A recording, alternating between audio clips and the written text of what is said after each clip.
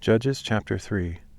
These are the nations that the Lord left to test all the Israelites who had not known any of the wars in Canaan, if only to teach warfare to the subsequent generations of Israel, especially to those who had not known it formerly.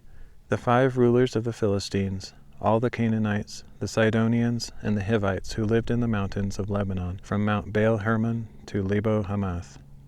These nations were left to test the Israelites, to find out whether they would keep the commandments of the Lord, which he had given their fathers through Moses. Thus the Israelites continued to live among the Canaanites, Hittites, Amorites, Perizzites, Hivites, and Jebusites. And they took the daughters of these people in marriage, gave their own daughters to their sons, and served their gods. So the Israelites did evil in the sight of the Lord. They forgot the Lord their God, and served the Baals and the Asherahs. Then the anger of the Lord burned against Israel, and he sold them into the hand of Cushan-Rishathaim, king of Aram-Naharaim, and the Israelites served him 8 years. But when the Israelites cried out to the Lord, he raised up Othniel, son of Caleb's younger brother Kenaz, as a deliverer to save them. The Spirit of the Lord came upon him, and he became Israel's judge and went out to war. And the Lord delivered Cushan-Rishathaim, king of Aram, into the hand of Othniel, who prevailed against him. So the land had rest for 40 years, until Othniel, son of Kenaz, died. Once again the Israelites did evil in the sight of the Lord. So he gave Eglon, king of Moab, power over Israel, because they had done evil in the sight of the Lord. After enlisting the Ammonites and Amalekites to join forces with him, Eglon attacked and defeated Israel, taking possession of the city of palms. The Israelites served Eglon, king of Moab, 18 years. And again they cried out to the Lord, and he raised up Ehud, son of Gera, a left-handed Benjamite, as their deliverer. So they sent him with tribute to Eglon, king of Moab. Now Ehud had made for himself a double-edged sword 1 cubit long. He strapped it to his right thigh under his cloak, and brought the tribute to Eglon, king of Moab, who was an obese man.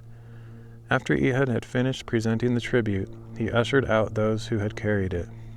But upon reaching the idols near Gilgal, he himself turned back and said, "I have a secret message for you, O king." "Silence," said the king, and all his attendants left him. Then Ehud approached him while he was sitting alone in the coolness of his upper room. "I have a word from God for you," Ehud said, and the king rose from his seat. And Ehud reached with his left hand, pulled the sword from his right thigh, and plunged it into Eglon's belly. Even the handle sank in after the blade, and Eglon's fat closed in over it, so that Ehud did not withdraw the sword from his belly, and Eglon's bowels emptied. Then Ehud went out through the porch, closing and locking the doors of the upper room behind him. After Ehud was gone, Eglon's servants came in and found the doors of the upper room locked. "He must be relieving himself in the cool room," they said. So they waited until they became worried and saw that he had still not opened the doors of the upper room. Then they took the key and opened the doors, and there was their lord lying dead on the floor. Ehud, however, had escaped while the servants waited. He passed by the idols and escaped to Sarah. On arriving in Sarah, he blew the ram's horn throughout the hill country of Ephraim. The Israelites came down with him from the hills, and he became their leader. "Follow me," he told them, "for the Lord has delivered your enemies, the Moabites, into your hand."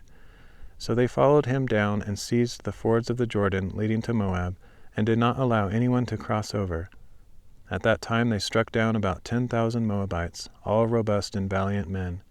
Not one of them escaped. So Moab was subdued under the hand of Israel that day, and the land had rest for 80 years.